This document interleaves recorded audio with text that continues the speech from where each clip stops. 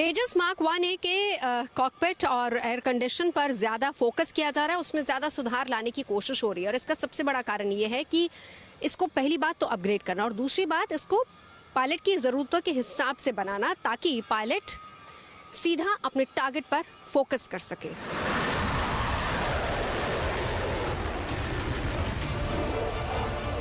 लड़ाकू विमान के लिए हवा में चुनौती बेहद ज्यादा है।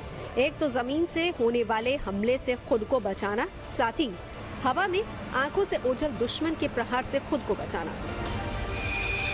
भारतीय वायुसेना के फाइटर जेट राफेल और मिराज 2000 के पास दुश्मन की चुनौती से निपटने के लिए मेटियोर और माइका जैसी मिसाइलें हैं, जिनकी ताकत और खासियत के बारे में हम आपको आगे बताएंगे। लेकिन उससे पहले उस मिसाइल के बारे में बताते हैं जिसने पाकिस्तानी F-16 को तबाह कर दिया था।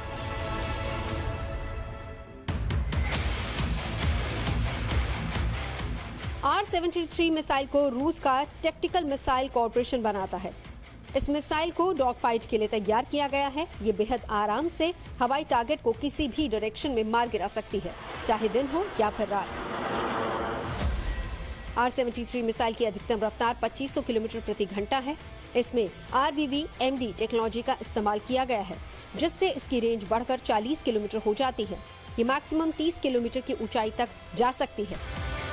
R-73 मिसाइल को फाइटर जेट्स, बम वर्षक या फिर अटैक हेलीकॉप्टर पर लगाया जा सकता है। इस मिसाइल में combined gas aerodynamics control system लगा है, जो कि लाइन ऑफ साइट पर 60 डिग्री तक की ताकत देता है।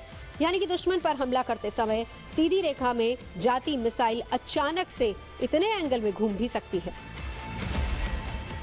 Bharat R-77 air to air का भी इस्तेमाल करता है। इसे सुखोई 30 MKI में लगाया गया है। R-77 की मदद से 80 किलोमीटर तक की दूरी को टारगेट किया जा सकता है, उसे मार गिराया जा सकता है।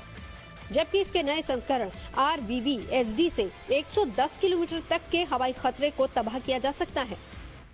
R-77 जो है एक Russian air to air missile है। इंडियन एयरफोर्स इसका इस्तेमाल पिछले 20 साल से कर रही है। बहुत ही शानदार एयर टू एयर मिसाइल है। ये दुश्मन के विमान को, इसका जो लेटेस्ट वर्जन है वो दुश्मन के विमान को 110 किलोमीटर की दूरी से शूट डाउन कर सकता है। इसमें 3 तरह के सीकर हेड हम लगा सकते हैं। एक तो है इंफ्रारेड सीकर हेड लगा सकते हैं, जो कि दुश्मन के हवाई जहाज की इंजन से जो गर्म इंफ्रारेड सिग्नल आ रही है उसको भांप लेता है। दूसरा तरीका है इसमें कि हम इसमें एक रेडार, एक्टिव रेडार लगा सकते हैं, यानी वो दुश्मन की टारगेट की तरफ जाते जाते रेडार एमिशन करता है, ट्रांसमिट करता है। टारगेट से जो बाउंस बैक सिग्नल वापस आ रही है उसको रिसीव करता है और दुश्मन के जहाज की लोकेशन पता कर लेता है। मीडिया रिपोर्ट्स की माने तो हाल ही में रूस ने भारत को R-37M मिसाइल ऑफर किया है।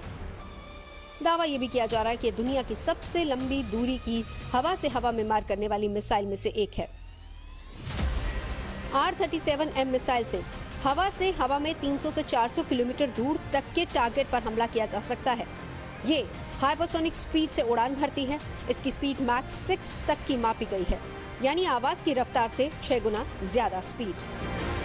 अभी इंडियन एयरफोर्स के फाइटर जेट सुखोई 30 MKI में R-77 air to air missile का इस्तेमाल किया जा रहा है, जिसकी जगह R-37M का ऑफर किया गया है।